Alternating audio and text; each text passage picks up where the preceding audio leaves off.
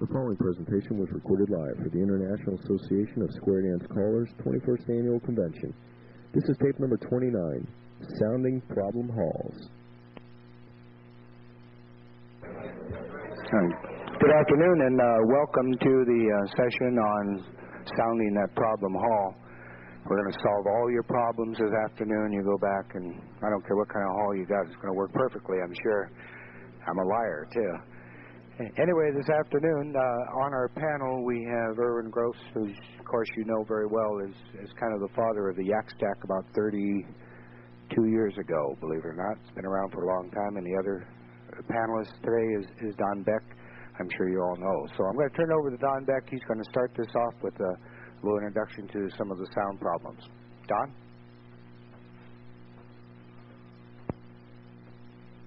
Thank you.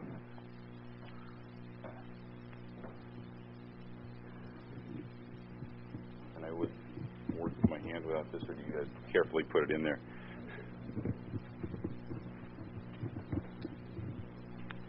Slide all the way. We who are not accustomed to working with microphones have troubles figuring out how to work with them, right? Have you played with the sound, so the volume, so it's okay? Because it doesn't. I can't tell from what up here if you guys can hear or not. Some of you are nodding your heads. We'll try and keep it entertaining enough so you don't nod off and fall asleep.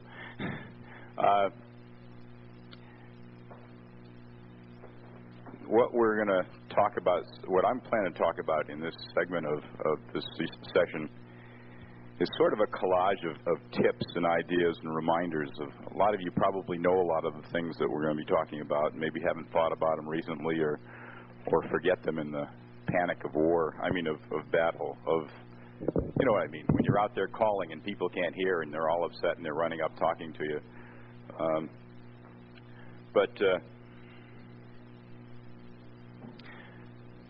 Sometimes any hall can be a problem hall. We talked about problem halls, but any hall can be a problem hall if you use it incorrectly. Even a screwdriver won't work right if you hold the blade and try and work with the handle. Can talk about how to eliminate some of the problems in a normal situation just so they don't occur. I'm going to try and take a little mystery out of the term impedance that many of you have heard about, and probably most of you have been able to ignore, and it hasn't bothered you but could get you in trouble. Try and maybe help you get the most out of the equipment that you already have, out of the stuff you've spent lots of money on. And we will take questions at the end, and if you have any questions all the way along, be sure just to let us know, and we can see if we can field those. One of the reasons that I am interested in sound, well, some of the reasons, my background as well as calling is mechanical engineering, and I've done a bit with, been an audio buff forever, ham radio operator, which got me interested in electronics and things. And audio is sort of a combination of mechanical and electronical stuff come together. And of course, I guess the main qualification is one that you guys all have too. I'm a square dance caller, and that means a jack of all trades. We don't have sound people to come along and do our stuff. We've got to do all the bits and all the parts of it. As I was saying, any hall can be a problem hall. We can have a problem with feedback, echo. For some reason or other, you can't turn your loudspeakers loud enough. The dancers can't hear you. Or the dancers can't understand you. Or maybe you're just not calling with the music, and that could be a sounding problem too. If you're just not on key or off the phrase of the music or some such thing, because you can't hear it properly. There are little problems that people run into that they hadn't expected, like you can't reach the extent your power outlet from where your table's set up, and there are things that you can do to help that too. Or people have needle bouncing on the record. These Hiltons are pretty well suspended, but there's occasionally a problem that occurs. Let's start with thinking about hall acoustics. Typically people think of, if I've got too much echo, I'm in real trouble, and the ideal system would be a really quiet, flat hall, no echoes, no problems. But, the best hall, how many have ever called in a hall that has had no echoes at all, or very little echo. Did you enjoy doing that? It's good, people can hear you, but you're losing excitement in the dance. If you've got a lot of echo, there's a lot of noise level, and there's excitement there. The extreme on the other end is too much echo and nobody can hear you. The ideal hall is one that has some echo, somewhere between dead and live. And finding where that point is where nobody can hear you, or where people start not to be able to hear you and drop back. Now, you don't really have too much control over that, but let's say you were starting a club in a new area and you had 2 or 3 halls to choose from. It'd be best to pick one, and I've seen some clubs that were very successful with callers that weren't that experienced and a variety of other things going against them, and nobody could figure out why that club was successful. The acoustics in the hall made the people think that everybody else was having a good time, and that's self-generated, so they did. It makes a difference. It's amazing. There are ways to evaluate a hall when you go into it. You're going to do a guest calling someplace, and you don't know what the hall looks like, and you try to psych up beforehand whether things are good or not. Visually, you can look at the hall. If it's a reasonably shaped rectangle, things are on your side. If it's an L-shaped or a T-shaped, and you're at one end, and there are going to be dancers down the other end of the L that can't see you, there's an obvious problem. Try and locate yourself in a position, maybe at the corner of the L, where you can project down both legs of it. Typically, I found that when I come into a place that has a low ceiling, I have much better results acoustically than a high ceiling. I still haven't figured out the principle behind that, and maybe we can get some of these gentlemen with me on the stage if they have an idea on that later. Do you have any idea, Irvin, why low ceilings seem to have less acoustic problems than high ones? Irvin thinks it has more problems. I would think so. From typically, when I personally learn things, and when I try and tell others about it too, I understand better if I can use it and remember it better if I understand the reasoning behind it. Some people learn reasonably well by somebody says, do this, put your left hand in your right pocket, and it will work. And unless I understand why, I never remember which hand goes in which pocket. But from experience, low ceilings tend to seem to be better, possibly because they have acoustic tile on them frequently or what have you. But when I size them up, if I look at a large ceiling, I'm generally a little nervous. Sometimes there's a problem, sometimes not. Look at the walls of the room. If they're hard walls,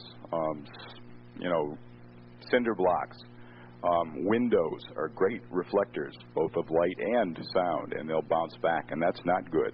If you can find some walls that are deadening with some tapestries on the side, windows that have drapes on them, try and aim your sound in that direction so you don't get as much sound reflecting back off of it.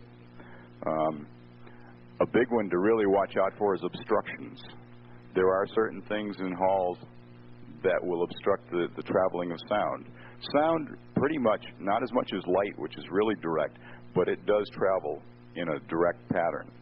And you've got to aim it, and you put something in the way of it, it's going to get in the way of the dancer's hearing properly.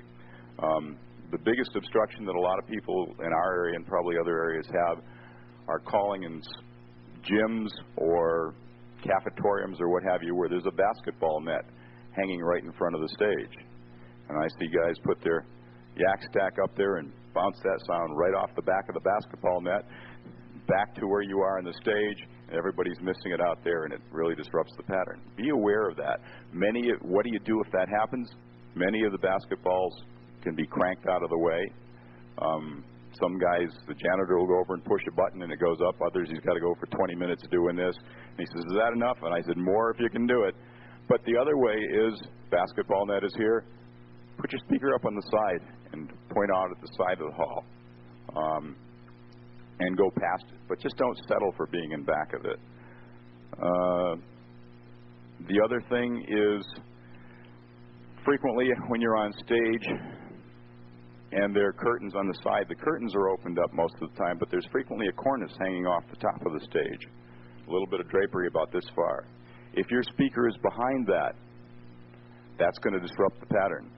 Put the speaker as far forward as you can. I've had my speaker sitting there with the curtains pulled back and hanging, draping over the back of the speaker. You want the speaker high enough so it is projecting out at the people, preferably so the bottom is at head level approximately. But don't, if you have a low ceiling, don't push it so high that the top of the speaker is going to be near the ceiling, because that's going to disrupt the pattern of the sound on the other side.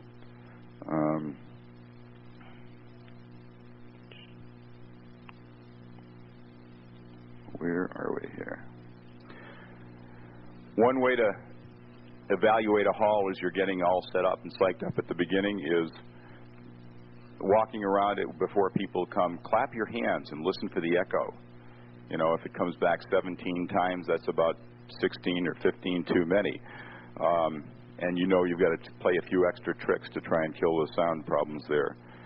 Once the dance starts, you can get an awful good evaluation of the sound by watching the back squares, the back 2 rows of squares. Are they dancing or not, especially on the easier material?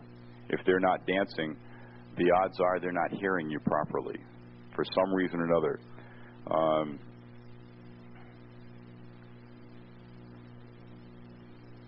Listen to the way you sound yourself, to yourself. You generally get to get a good feel for when things are right, and try and readjust things so they work that way.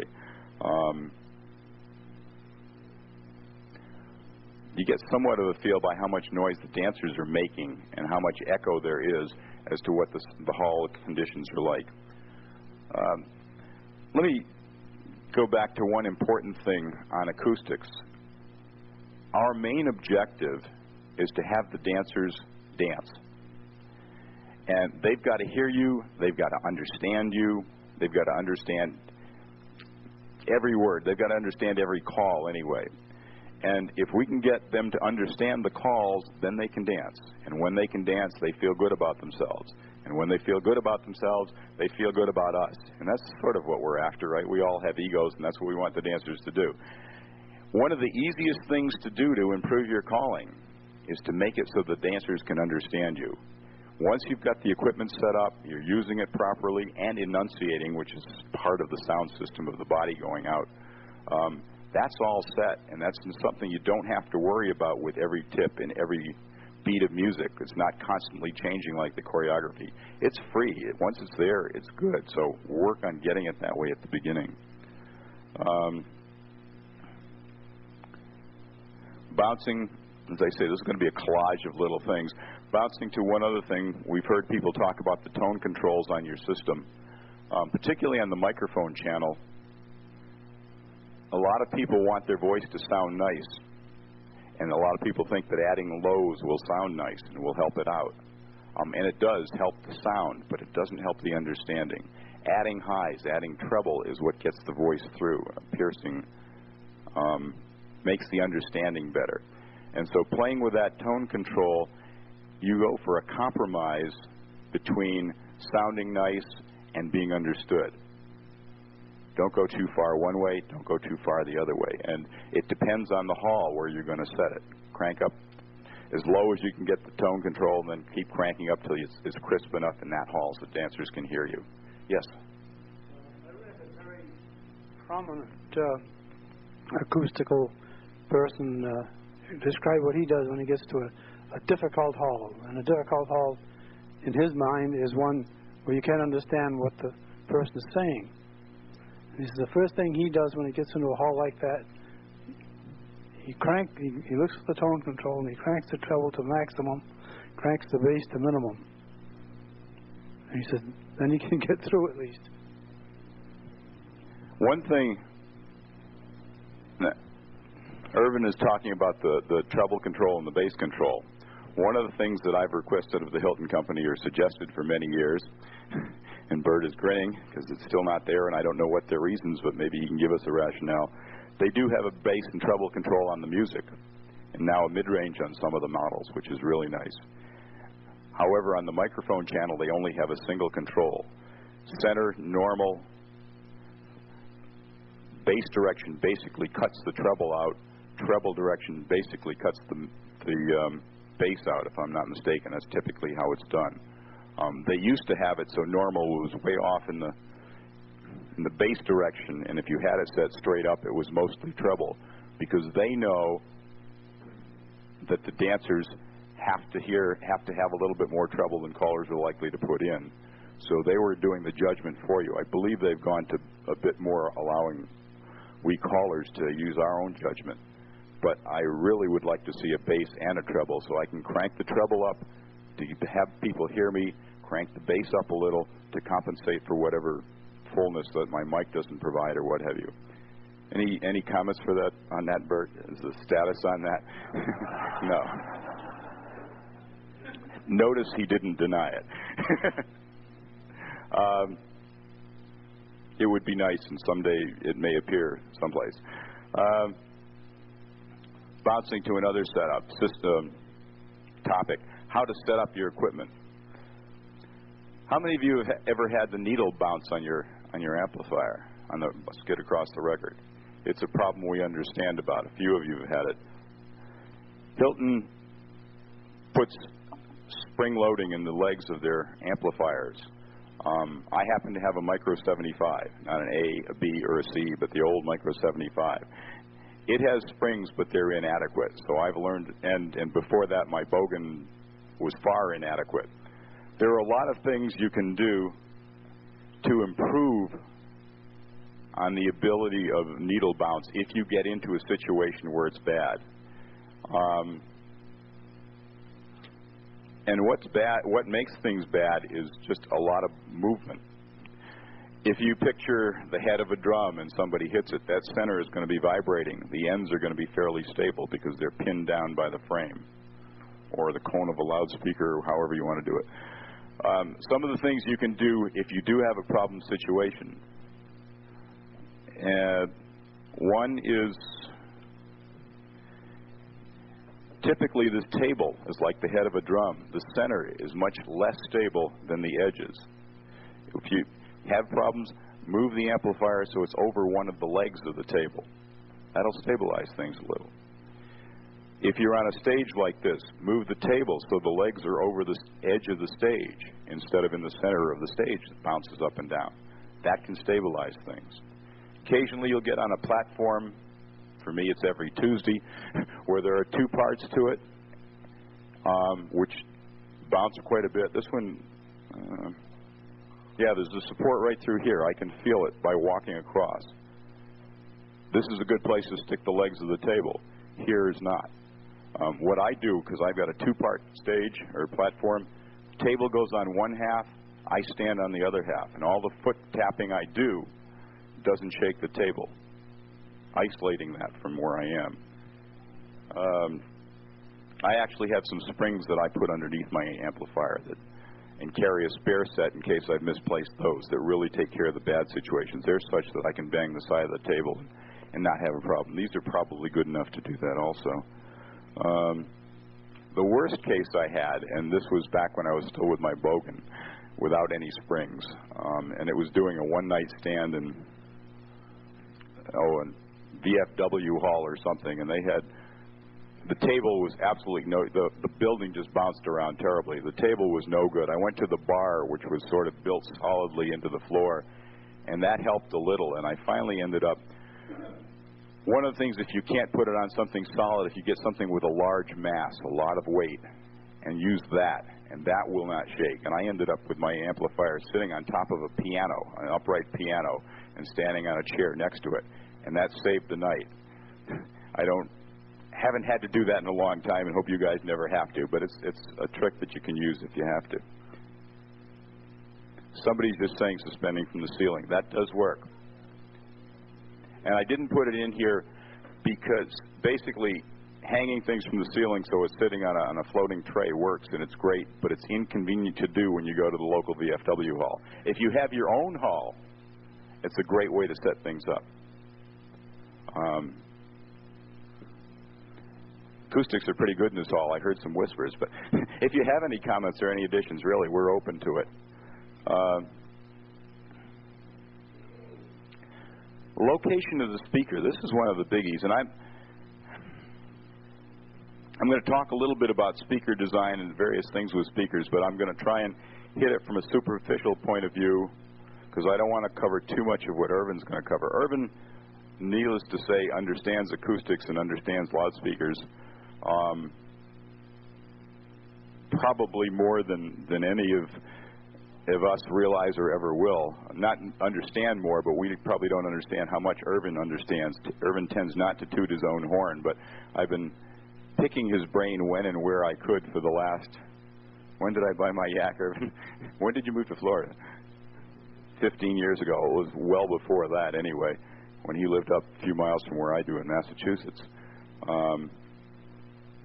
Anyway, a lot of what I've learned is from picking Irvin's brain. A lot of it is from trial and error. A lot of it was from reading before I met Irvin. Anyway, let's see, what's the appropriate order here? The main thing to remember, as I said, sound projects from the from the source of sound. It goes out. It does disperse. It bounces. It does a variety of things. But it basically projects like a beam of light from a flashlight.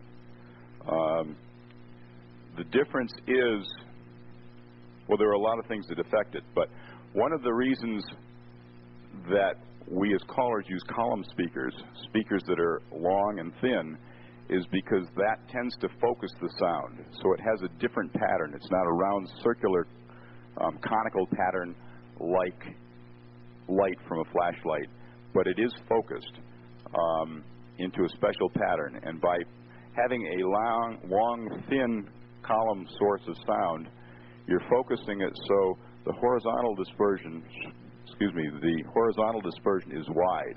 From left to right, it'll squirt out there in a really wide beam. The vertical dispersion from top to bottom is fairly narrow. You don't send extra sound out there. Most of it goes there and there and there and not down there. And that's what you want, is you want to cover the dancers down on the right, on the left, in the center. You don't want to send sound to the ceiling or sound to the floor and to the dancers' feet. I've seen callers turn their amplifier on their yak stack on the side because it looks like it sprays better. In fact, they're sending sound this way and not sending out to the sides. It's focused. It's intended to go out to the dancers. The way to take advantage of that, my goodness, my half hour's almost gone. But I'm on page 2 of 5 pages of the outline here. But this is important, so I'll do this and eliminate some of the other things. The object, what you want to do is get the sound to the dancers, not off the ceiling where, 1, it's either wasted, or 2, and worse than that, it bounces back and the dancers get it twice, or 3 times, or 4 times. Typically out of phase, so you get what's called echo and its reflections. Once and once only is what the dancers want. I mean, I've kidded with the dancers. What do you mean there's a problem with an echo in here? That's an advantage. If you don't get it the first time, you can pick it up the second or third time as it comes flying by. But you know that's when you can't do anything better than getting out of it. And the best way to take advantage of that pattern, because even though the dispersion is wide, it's not a full 180 degrees or even for the squares dancing behind you. Your best bet is, first of all, when you go into the hall and see it's rectangular shaped, if you have a choice at all, place your equipment at the long end. So you've got a long ways to project to the end and not too wide, almost as we have here. I've seen a lot of halls where they plop the stage dead center because the caller is physically closer to everybody, but it's much harder to sound. So get it at the long end of the hall, if at all possible. 2, if at all possible, use a stand for your speaker. Hang that speaker in midair so the sound pattern and the way this focusing works, I won't get into detail as I did on my talk on speaker design in Orlando, but the way that focusing works has a lot to do with sound patterns as they emanate from the speaker and where one of the different speakers within the column interfere or augment the sound from each other and work together. And if you put things near that so the sound can't go out to the side properly and work with itself, you're going to interfere with that focusing pattern. So if I put my speaker, for instance, on a table right here, just stuck it up here, I've got problems with interfering from the side of this podium. I've got problems with the edge of this table interfering with the sound patterns going down and appropriately canceling. Instead, they're going to bounce off this and work with the main sound going out. My best bet is to suspend the speaker on a stand. Hang it from the ceiling. Whatever you want to do. Don't put it too high, because then you're going to have the ceiling interfering with the sound pattern too. If you must put it on the table, and sometimes that's the only thing you have available to you, because you don't own a stand, or because here even putting it on a stand would be difficult, stick it up so that it's right on the edge of the table, so that the sound has a free pattern to go every which way and work appropriately, and so the focusing works out okay. You may not hear much difference, but you'll see people dancing better. It really does make a difference. Again, as I said, avoid the cornice on a stage, the extra curtain hanging over the top. Sometimes that will really interfere with it. We've seen some dramatic examples of that in the past. Move your basketball nets, as I said. If you're having troubles with sound bouncing, getting back there successfully but bouncing back, again, put your speaker over on the side and aim for the far corner, because the sound is going to hit that wall and bounce, and it's going to do irregular patterns and not come directly back and break up fairly nicely before you have any real problems with it. Aiming at the corner really helps real problem areas. Some people like to use more than one speaker. Unfortunately, using more than one speaker frequently causes the two speakers to interact with each other, so that you change the pattern and you lose the advantage of the two speakers. In general, with most halls that we call in, one speaker works better than two. I've had cases where I've gone into halls where they typically have problems. You could tell because of where the stage was or what have you, and they say, oh, the club has another speaker and we always set it up and the caller always needs it. Can we put this up for you? And I said, I don't think we'll need it. Oh, we really want to put it up. I find the best way to work with the second speaker is not to plug it in. But the illusion up there of the dancers getting a second speaker does seem to help. If you've worked in a hall, typically a gym or something where there are partitions that can fold out from the walls and work, divide the room into two places. Those little things sticking out from the side, the walls folded up. Frequently they have troubles with sound behind that. That really breaks it up so it doesn't go there. Or a big beam across the top of the ceiling or some kind of a thing halfway down. Sound in the back beyond that is pretty bad. I've gone to one hall where I was doing a clinic and a dance, and they had that situation and real problems with it, and so they had mounted a couple of half yaks on the back wall pointing back and plugged in here, and they said, you got to use those, we can't hear in this hall. I said, I don't want to use those. Those are fighting back at me and disrupting this pattern and canceling, and I'm sure there are dead spots in the middle. What we ended up doing, because in fact those projections on the side cut things down, is I got them to take one of those yaks off the wall, and maybe I know we want to keep this on tape, so I shouldn't be using my hand, because I need to hold the microphone. That's not going to work.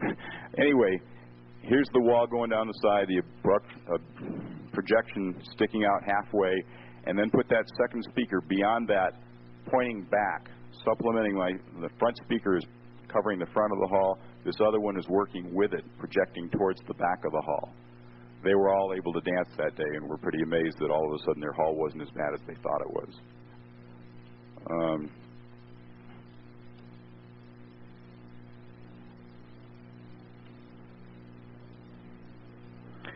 Tilting the speaker slightly, as most of us know, helps. Keeps it from bouncing directly off the back wall. It helps get the pattern and the energy evenly distributed over the dancers. I think Irvin will have a bit more, or some of his handouts seems to cover some of that. One of the things on speaker placement is put it in a place if you can, and if I've got it on the edge of the table here, I can't really, but if I have a stand and don't have this kind of a table, put it where I can stand in front of it enough so that I can hear the music as the dancers do. This helps in doing caller schools and seminars where you're working with a caller and he's having troubles working with the music, and your first impression is, this guy can't hear the music, this is terrible, well, how am I going to make a caller out of him? Literally, he cannot hear the music.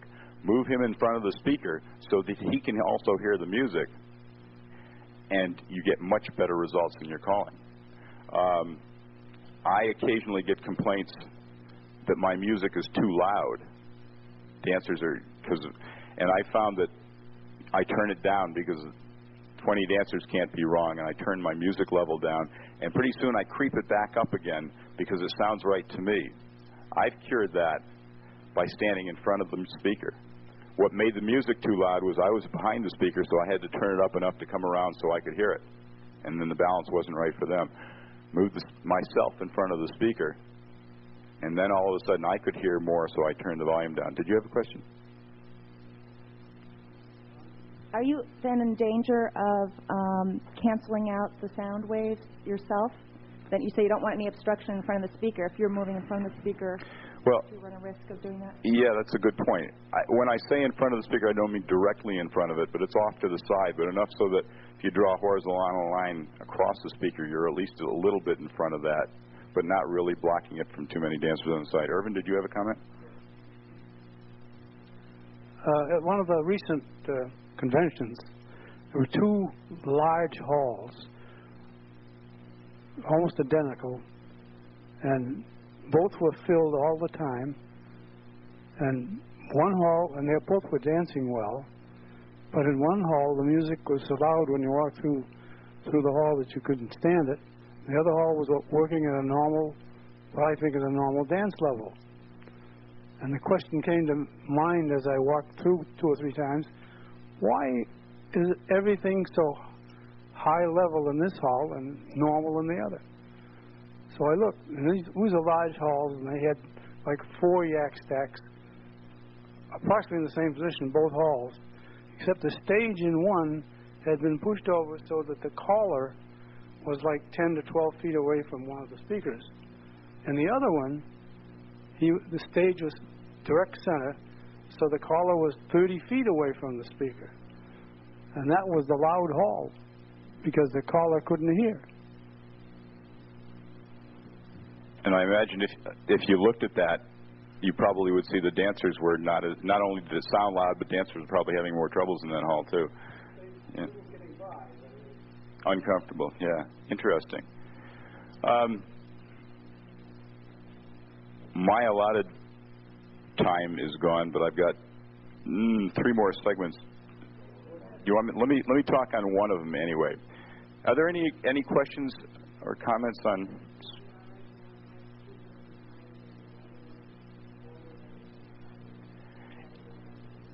In general, 1 speaker is enough. In most halls, 1 speaker is enough. If you're using 2, unplug 1, really, because the sound pattern does interfere. The further apart they are, the better. Well, not really. Actually, if I had 2 speakers and I had a big system and I really had to get it out, get sound out, and it was a wide hall also, instead of putting 1 at this end of the stage and 1 at that end of the stage, I'd be better off putting the 2 of them right next to each other and turning 1 of them to the right and 1 of them to the left. And my pattern from 1 of them would be like this, and the other would be, and the people on the tape aren't going to get that, but basically a point source or a narrow source has a wide radiation. A long, thin source has a narrow, focused radiation. And so spreading my 2 speakers out is causing a longer source, which is focusing the side and cutting the radiation. By bringing them together, or ideally put 1 on top of each other, twisting 1 that way and 1 that way. Well, that's questionable. Not facing each other, because those will effectively cancel also. When you do this, are you not going to blast everybody's ears off right in the center? Put the speaker higher raise it up if you would, both of them, and the slant, and aim it sort of towards the middle, or some people use as a thumb rule, if you aim the speaker so that the center actually hits where the back wall and the floor come together. I took that as gospel for a long time and sort of sighted between the two halves of the yak stack until it was really aimed exactly at that way, with tucking extra stuff under the back foot of the stand. Irvin's handouts, and he'll probably explain a bit more, I believe, about the distribution of the energy where it comes out, and how, in fact, using a column keeps from blasting out the front and spreading it more evenly. One other thing about standing in front of the speaker, we all have probably found out that if you do too much of that, you're going to end up with feedback, and so that's part of the placement and understanding what causes feedback and what doesn't. Part of it is what type of a microphone you use and how loud you turn the volumes and where you play with the tone controls. That all goes into feedback also, but we're not going to get into that right now. Any other? Go ahead. My name is Fred Schultz from Nanaimo, British Columbia, Canada. The one thing that we always have a discussion on the yaks, what happens to them when you split them up? What do we lose on the effect if you say use one column total or split them? What happens? If you're using two halves instead of one, by cutting it in half, if you use just one half, you're cutting down the length, so it's not focusing as strongly. And if you're putting the two halves next to each other, then you're disturbing the narrow point source, so you're not getting as wide a dispersion this way. Now, the amount of focusing, and I think, I don't want to tread on Irvin's part, but is a function of the frequency of the sound also. And the higher the frequencies, the more the focusing, and if you build your column speaker incorrectly, you're going to get too much focusing, and you'd have to aim really narrowly so that, in fact, the properly designed column speakers, yak stack being one of them, only reproduces the high frequencies in a fairly short column, what's appropriate for high frequencies, which is basically one speaker in the bottom of the top half and one speaker in the top of the bottom half. There are three speakers in each section, but only those center two speakers of the column of six are the column for high frequencies. And those are working together and doing a certain thing. Again, when you split them, you just stick them both on the bench or wherever you stick them. One of these that was originally the bottom has the high frequency out of the top speaker only. One of them that was originally the top has the high frequencies out of the bottom one only. If you are going to use only half, use the bottom half, because that puts the high frequencies a little higher and projects down at the people. But it's meant to be that way. Irvin says always mount them with the hinges up. That would take the top half and put it upside down. The other one has feet on it. We can buy extra feet if you want, right? Right. That's true. If you have a half yak on a stand and get it high enough, the bottom half is good too. I have a question for you, Irvin. On a half yak, when you buy a half yak, I was under the understanding before that the high frequency one is in the center.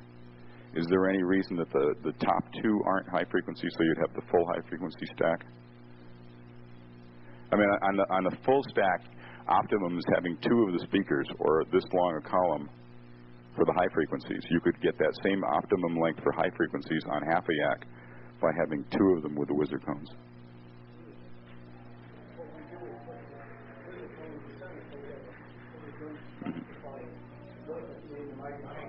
Okay.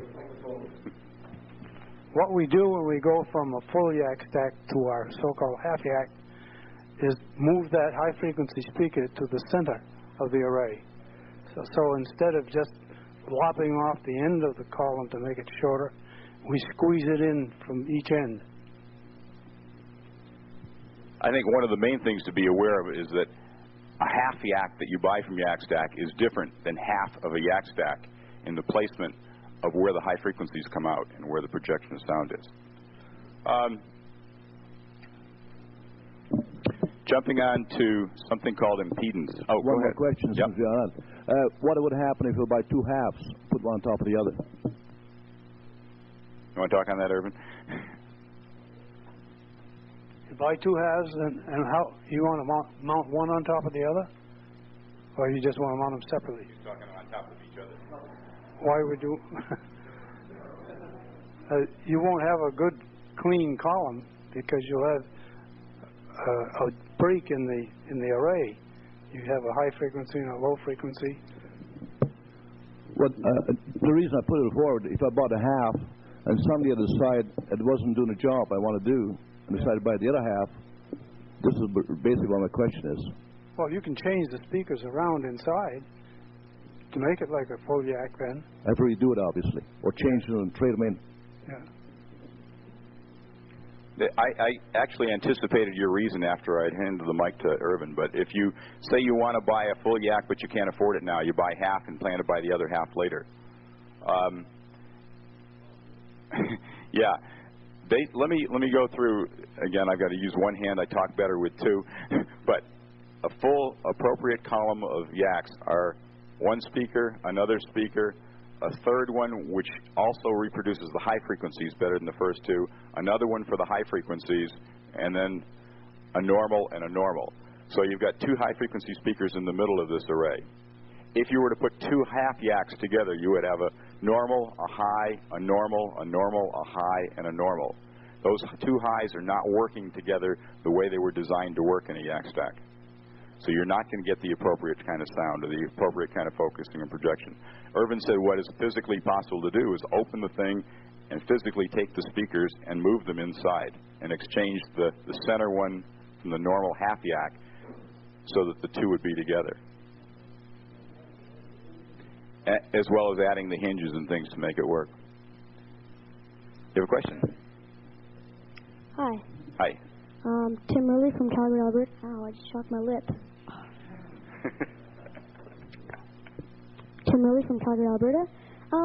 You've been talking a lot about yak stacks. What about folded horns? I've got a pair of those, and do you have any suggestions how to set those up so you get like good sound and stuff? In general, do you want to talk? Okay, go ahead. You left me. He asked if he could use folded horns and can he get good sound. Folded horns typically roll off at 500 hertz, so you're losing an awful lot. They sound tinny, very tinny, and they'll work fine, but you'll need a two-way system. You'll have to buy a woofer to go with it. Then it'll sound all right. And the folded horn does have the directivity from 500 hertz up.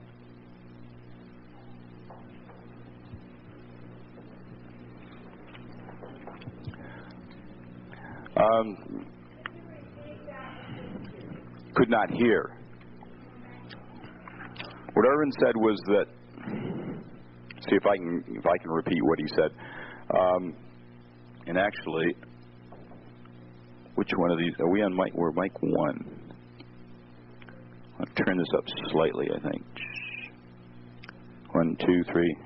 I can't really tell. That's not doing it. Oh, here's the things. It's not the same as my Micro 75. I can't figure out how to use it. There we go. That a folded horn generally is not designed for projecting. It's designed for sound out of a given area. But up until the frequency of 500 hertz, which is a good deal of the area that we, I guess from the high frequencies down to 500 hertz you're talking about. It is a long enough projection so you do have a reasonable projection pattern. You don't get the right kind of lows out of it, is what he said, so you might want to buy a woofer to go with it, which the directionality is not as important. The folded horn can go down as low, but the dimensions of the throat, of the opening in the horn, must be about the same as the size of a yak stack. If it wants to go down to 150 cycles, then it has to go down 3.5 times. So it's a function of how the horn was designed in the first place as to whether it will project the same frequency ranges or not. Any other questions? Let me jump on to something that I haven't heard addressed in any of the CALLERLAB talks over the years, but people always talk about and you read in the specs on both microphones and amplifiers and speakers, and that's impedance. And the reason I think people haven't talked about it too much, it's not an easy concept, and it's not easy to explain, but it is important. I think I've got a few analogies that may help you get a feel for what it is, even though I won't explain it fully. More years ago than I care to admit. And two is it would take too long to really get all that across. But the basics of it, some of you may have remembered high school physics, if nothing else, Ohm's law and resistance to electricity running through a wire. Impedance is very similar to a resistance, for those of you that do remember it, with the exception that it has slightly different formulas and what have you because of alternating current. Resistance, straight resistance works with direct current. For alternating current, different things happen in there, and so they call it impedance, and it's also a function of the frequency as well as just the voltage and the current going through. The way I like to think of it, and even thinking of resistance, there's an analogy, a mechanical analogy. Picture that I have a pipe running across the stage here at about 2 feet diameter, and I have another, and it stops abruptly here, and I have another pipe over here running the other half of the hall about 6 inches in diameter, and it runs that way. And I got a bunch of water I want to move across this hall. I'd do better if I had a 2-foot pipe going all the way across or a 6-inch pipe. I could just run the water right through it. There's a certain resistance. I got to push harder if the pipe is smaller and what have you, but I can get water across that. The problem comes when it comes coupling this 2-foot diameter pipe with a 6-inch diameter pipe. The resistance of these two pipes to this flow are not equal to each other, and I can't just couple them together. Think of the impedance. If something is designed with one impedance, be it a microphone or a speaker or the mic input on the amplifier or the audio output to the speaker on the amplifier, if it's not the same impedance as the item it's matching up to, I'm not going to get a smooth transfer of energy. I'm going to lose stuff if I just put those two pipes next to each other. Stuff is going to flow out all over the stage. I'll get some of it through, but not as much as I'm putting into it. And it doesn't matter whether I'm flowing from the high impedance to the low or the low impedance to the high. I just don't have a good coupling. It would work much better if I had some kind of a smooth transition, and I could build a funnel, a conical shaped connection between the two that transitions. The equivalent of that in the electronic area is an impedance matching transformer. If I wanted to take this large pipe and feed it to two pipes, my amplifier sound, and feed it to two speakers, and I had two of these 6-inch pipes, again, if I don't match those up exactly, I'm going to lose water all over the place or waste sound energy. If I have a smooth transition, then I'm going to get from one to the other. It's a very crude analogy, but it might help you understand what the concept of impedance is and why.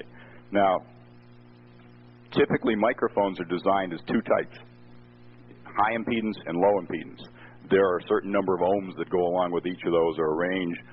We don't have to know that. Typically, amplifiers are designed for either a high impedance microphone input or a low impedance microphone input. For reasons that I'm not sure, maybe one of these gentlemen can fill me in, most microphones that we use are low impedance microphones. Most amplifiers that we use have a high impedance input.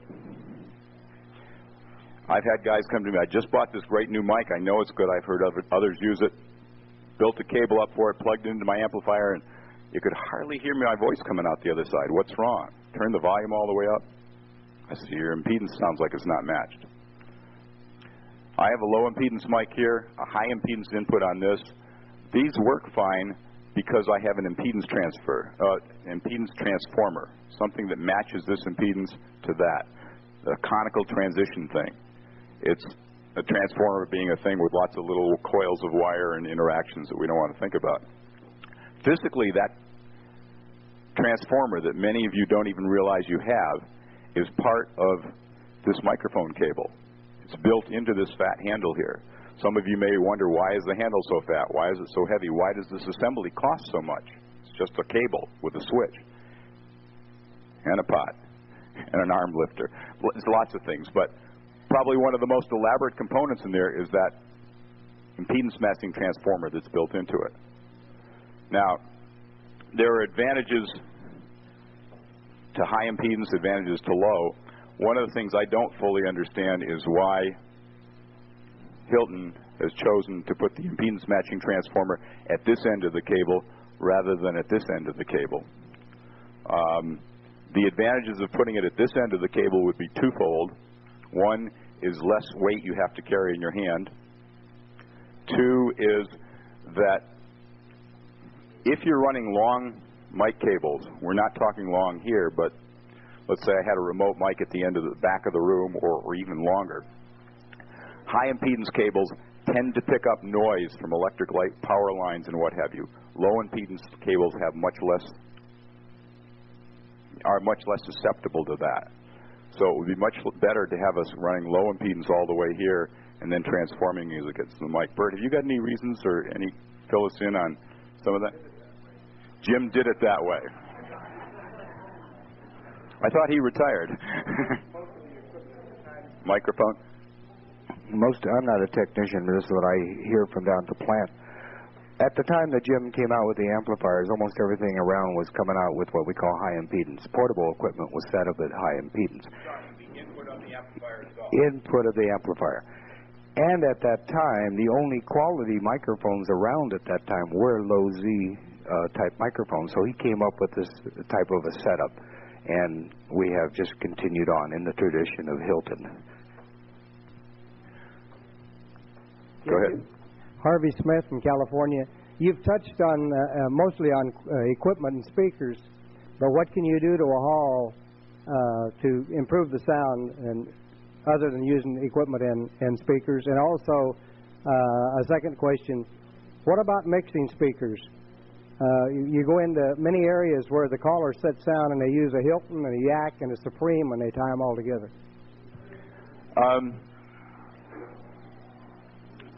Let me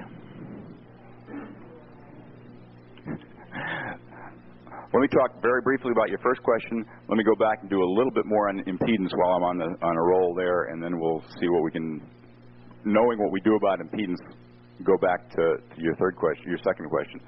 What can you do to make a hall better? Now, I assume you're talking about a hall that you call in regularly, that you have an opportunity to do something like suspend the turntable.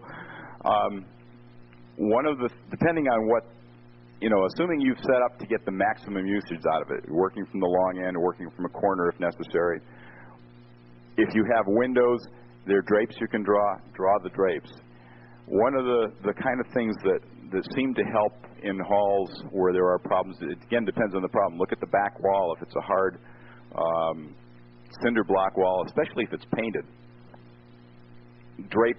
People have done things like putting drapes on the back wall to absorb the sound, or getting sound absorption boards and mounting them out. We had one hall in the New England area that was really pretty good sound. It was an old barn that they'd converted and used for square dancing for years, and had a nice acoustic ceiling on the top.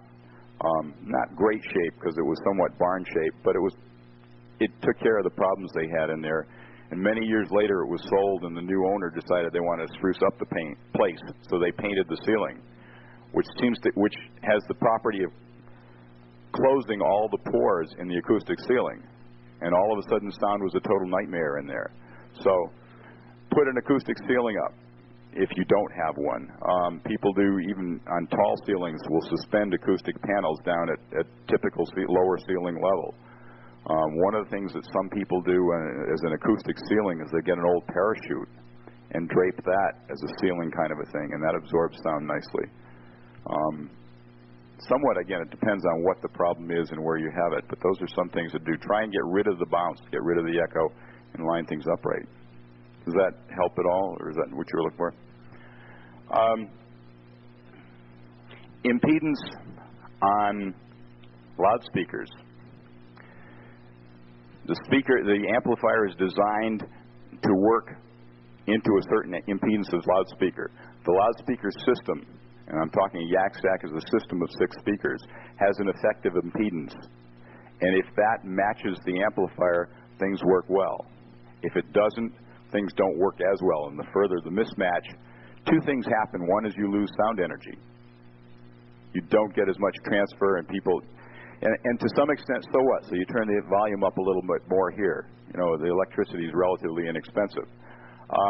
If you go too far, especially making the amplifier lower impedance than the amplifier, the speaker lower impedance than the amplifier can handle, you can do damage to the amplifier, especially with the old tube sets, but solid state also.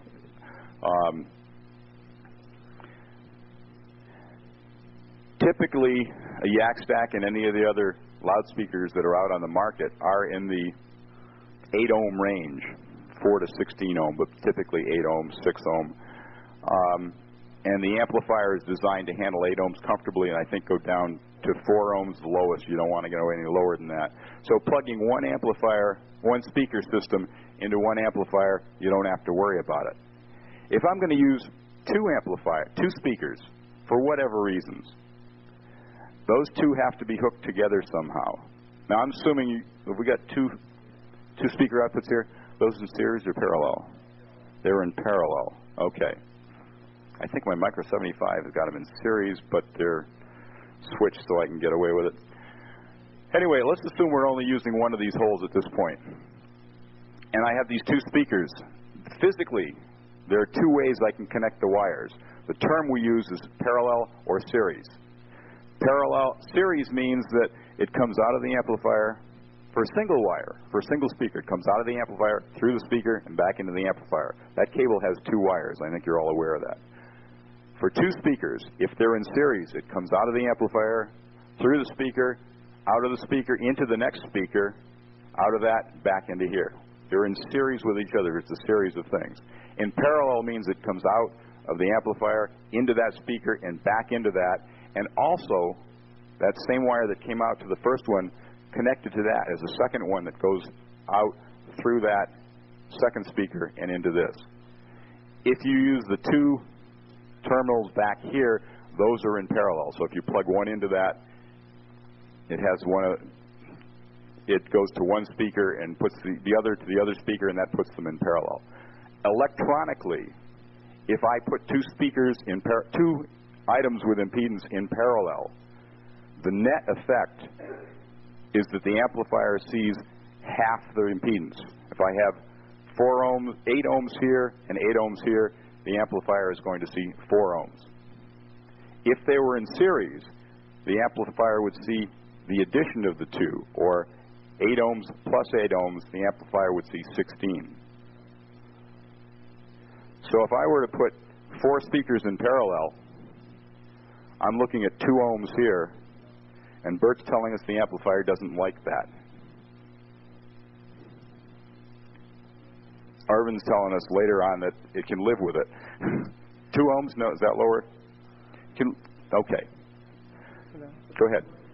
I was told that if you plug the Y adapter into the speaker on the back and keep plugging in more Y adapters, adding more speakers, you won't lose I don't know for sure, because I'm not that much of an electrician, but as far as is that where you keep up the amount instead of adding? I guess it would be. I think what I was about to say will try and answer that. My yak stack is basically 2 loudspeaker systems, 3 speakers in the top, 3 in the bottom, and I connect them with a Y. A Y being a Y-shaped connector, that one part goes to the top, one goes to the bottom, and one goes to the amplifier. So this top speaker system in the bottom can either be connected in parallel or in series. What's the impedance of half a yak? It would be about 4 ohms. Huh? 9 ohms. Okay.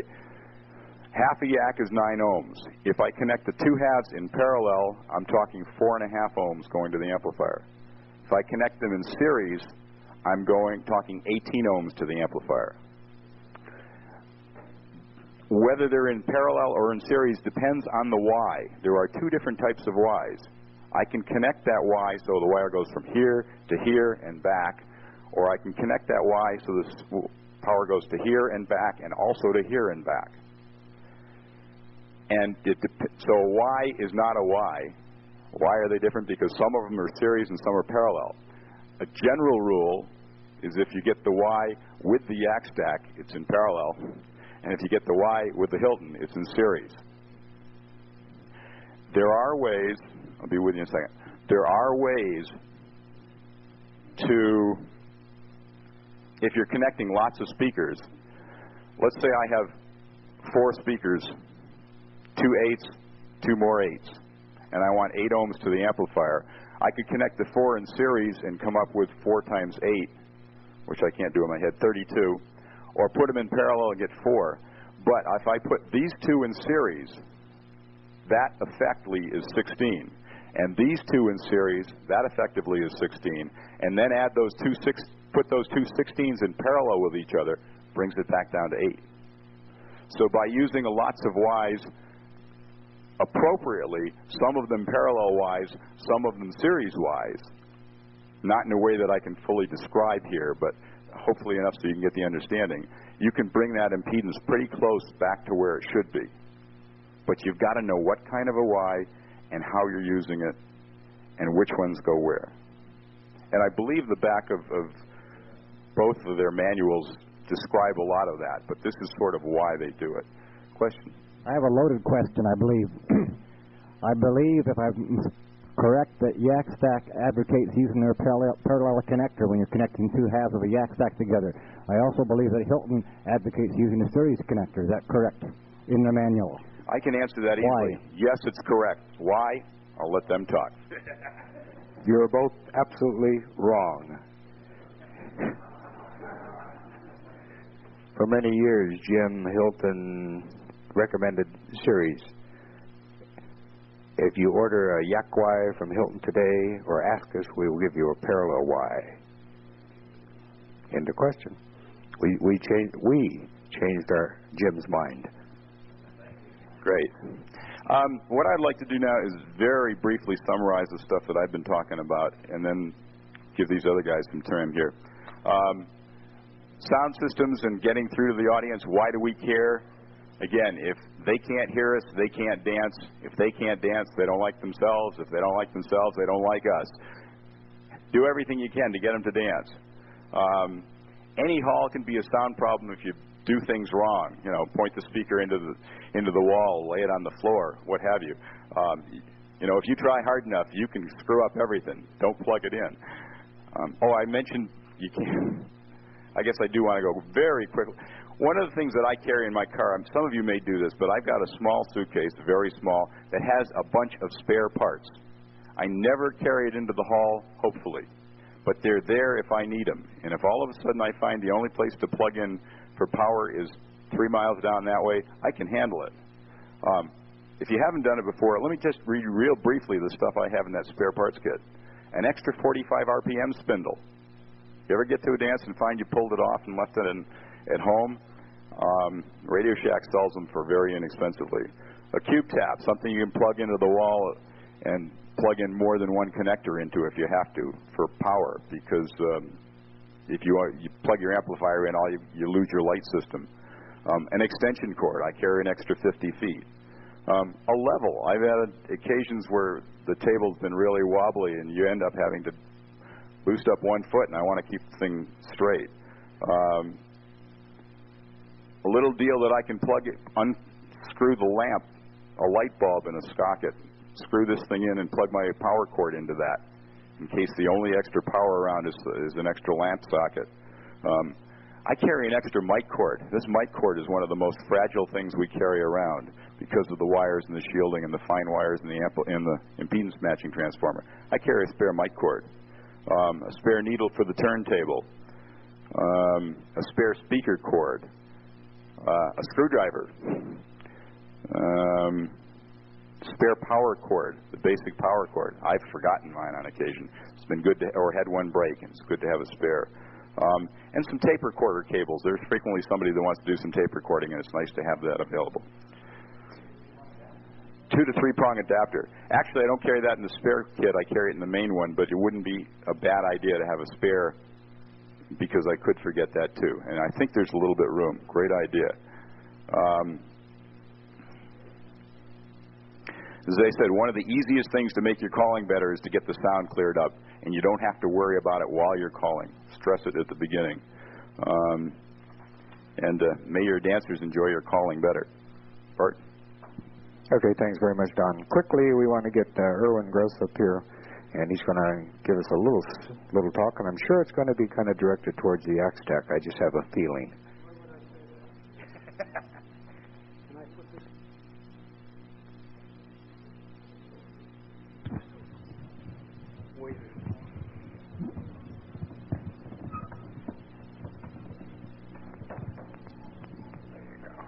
Thank you. I got it. How close do I have to get to this? Okay. Is that better? You hear me? All right. Once you start talking, we'll see. Okay. They're nodding their heads. All right. I thought first, as a formal thing, I would present a couple of examples out of the past that have had a great deal of meaning to me. And having to adjust sound to make it satisfactory. And the first story I'd like to tell is about a private or a special monthly meeting club that met in the western part of Massachusetts. It was called Rhythmic Al's. That was Al Brundage's club. He ran that club, and I learned more from him in setting up sound than he'll ever know. But I went to this club dancing month after month, and we went to a certain school where the acoustics were perfect, the floor was nice, wooden floor, and we never had a bit of trouble. Then there came a school vacation, and the hall had to be changed to another one in the school department, not in the same area, but in the same school department. And this hall was everything the other hall wasn't. The floor was tile, the ceiling was poured concrete, the walls were glazed tile and glass block. And Al set up his equipment as normally. He always used his yak stack on a table, and he usually stood maybe side of it or just a little bit behind it. And then he would control the direction in which he pointed the yak stack in order to get the sound where he wanted it. Now, we started out in the first tip of that dance in this new school hall. We could not understand a word. It was unbelievable. Just an echo box. And Al was very patient. He says, please bear with me. He says, I'll make some adjustments between tips. See if we can't get this straightened out. At the second tip, the sound was passable. I mean, you could dance. And the third tip, we thought we were back in our old hall again. And then that amazed me a great deal. But the thing that amazed me most was the next month, we came to the same hall to dance, and the first tip we danced perfect. Now, there must be some inbred knack that some of our favorite callers have that allow them to adjust sound in this, seems to me, very special way. Because I couldn't tell him what to do. Yet he knew, and I don't think he knew what his thoughts were, except he was carrying something out, some program out, that he was able to follow and able to do over the years, to step into almost any hall, good hall, bad hall, and in a very short time be able to call a very nice square dance where people heard and had a good time. I don't know how you teach that to anybody, because I don't know it. The other story I thought I'd like to tell briefly was a story about a large hall, and the importance of the tilt that I always have come to specify since this experience. On this experience, in this particular case, it was a Labor Day weekend dance that it was run annually for many years in Pennsylvania at the I got it written down here.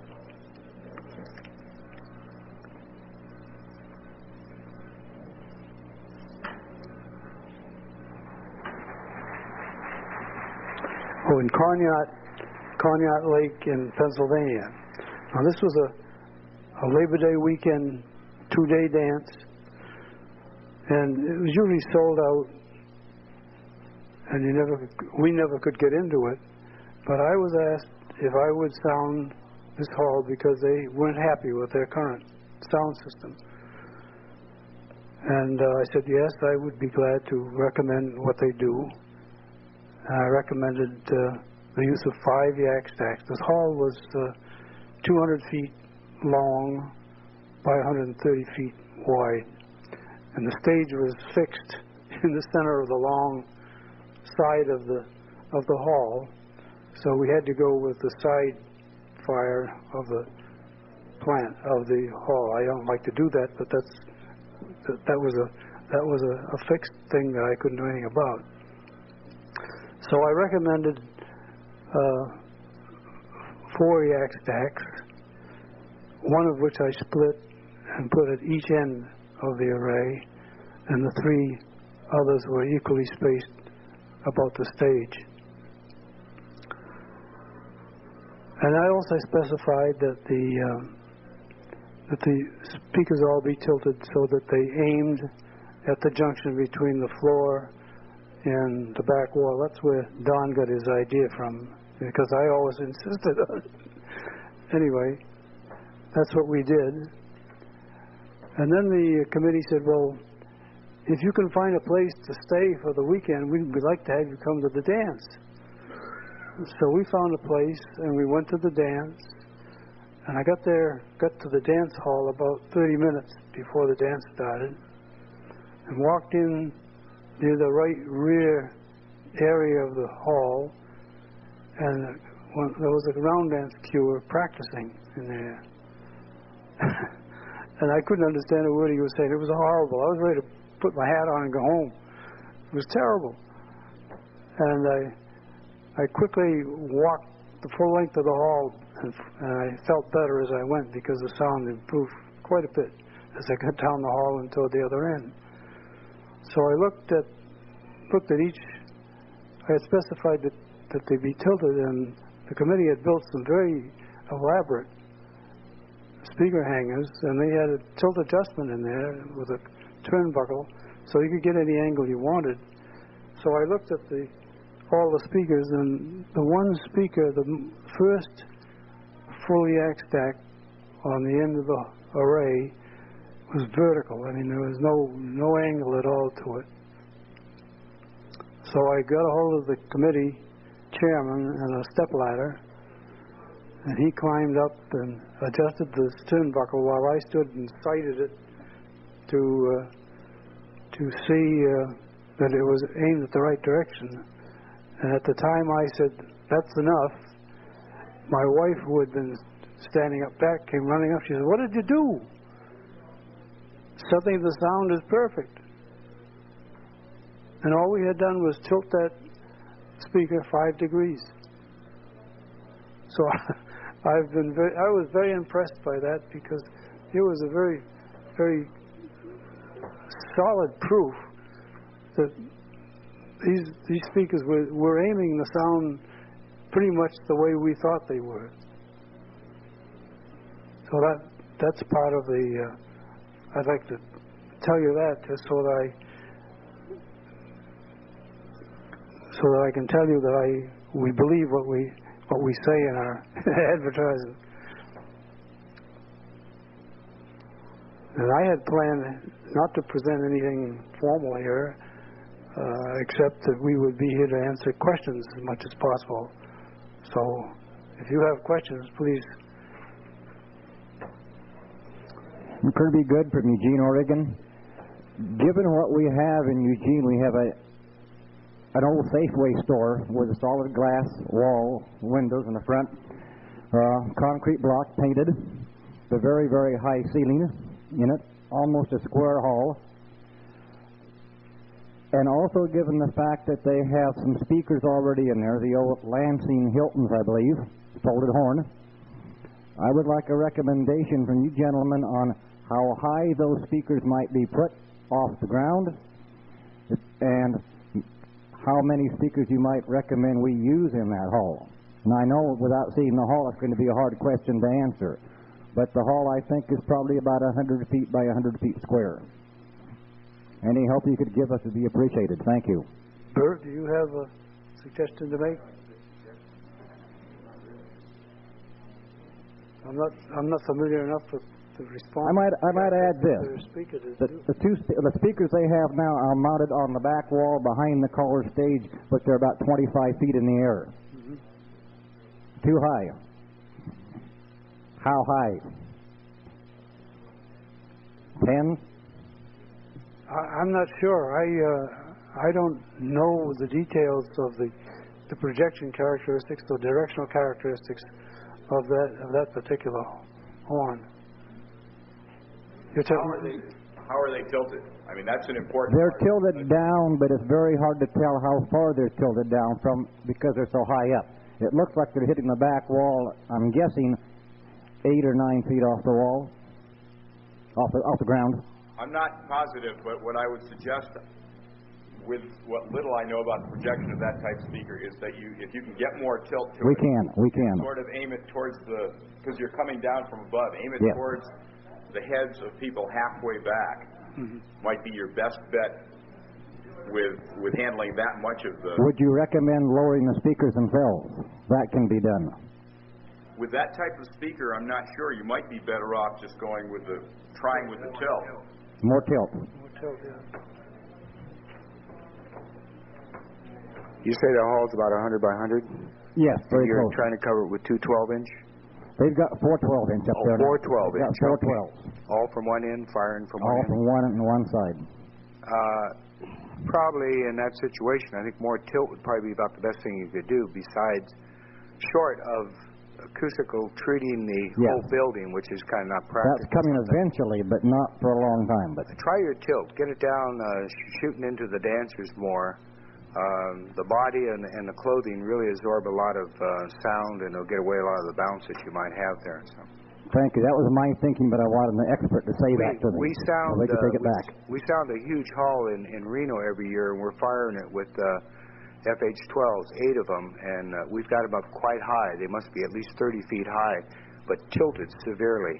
So give it a try. Fine. Thank you very much.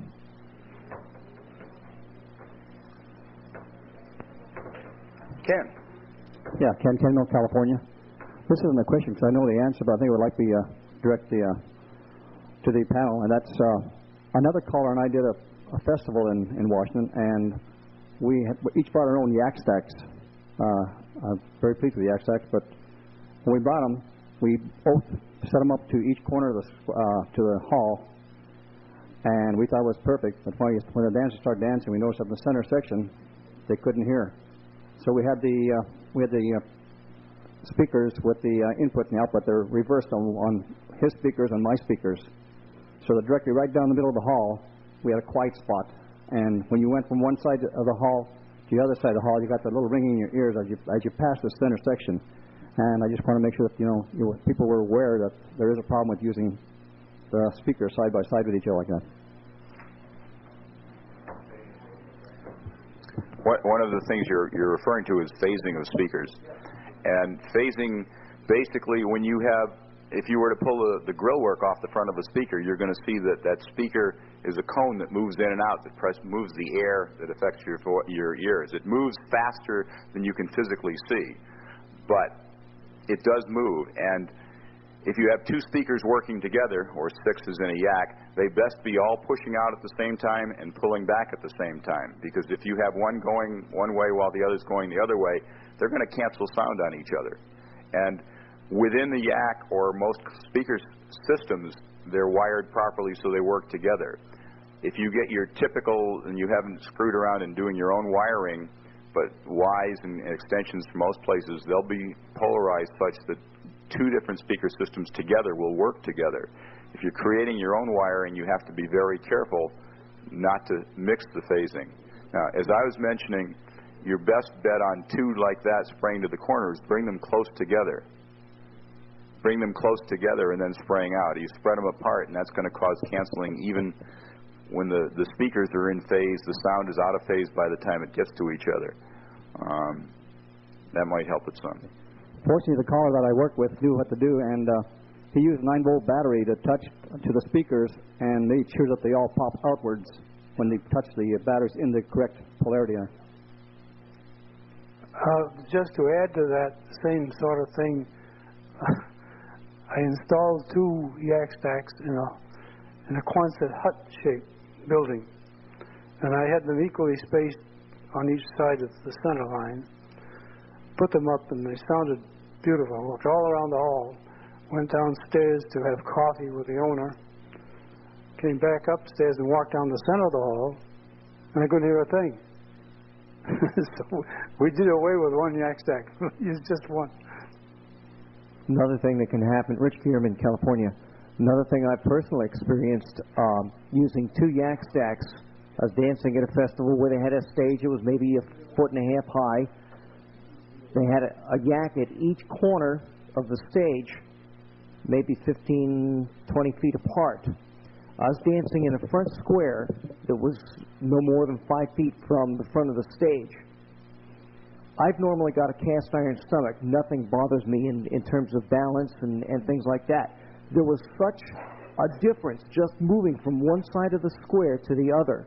There was such a difference in the sound pressure and the changes that it made me physically nauseous. I've never had that happen to me before, but it just, I don't know if the speakers were out of phase or if it was just some sort of cancellation effect or what, but it was very peculiar. I would think it had to be some sort of a phasing problem to give you that sort of a reaction. The problems these people have just pointed out are something that reminds me when I was saying checking out a hall. If you can get some sound going, preferably when people are dancing and another caller is calling or the round dance cuer is cueing, and walk the hall, carefully listening to the music. You hit bad points and you can drastically hear the difference. Walking across the center and hearing that dead spot down the center. One example of the hall I worked in, our Callers Association was doing something, and I was noticing that it was fairly long and thin, and the back third of the floor was not dancing very well. And I knew the dancers back there should have been able to handle the material that the caller was doing. And so during the next caller, I walked down the side of the hall, and the sound was clear until I hit about that 2/3 point when it just went muddy. It just went terrible all the rest of the way down. I mean, there was a dramatic change in the quality of the sound. I ended up, that was a case where I moved the speaker 2 inches forward and got it away from a cornice that was on the stage, and then walked the side again, and it was clear all the way down, and the rest of the dance was fine. But do walk and listen to the clarity. You will find those bad spots. Once you find them, then you got to figure out, what do I do about them? Is it phasing? Is it placement, or what have you? But that sound difference does make a difference. You can hear it. And that was what you point out was a good example of that too.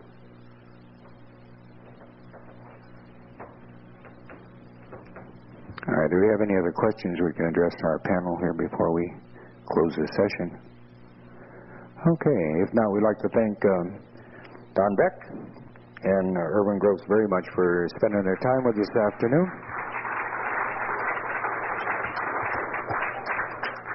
I think one of the bottom lines in this whole sound thing is that you keep playing with it until it works. We have all these fancy rules and everything, but I think we found out just working with Hilton that we've tried many different things, and sometimes some of the strangest things works fine. So if you find a combination, because it isn't in the book, don't worry about it. If dancers can hear, that's what you want to do. Thank you for coming very much.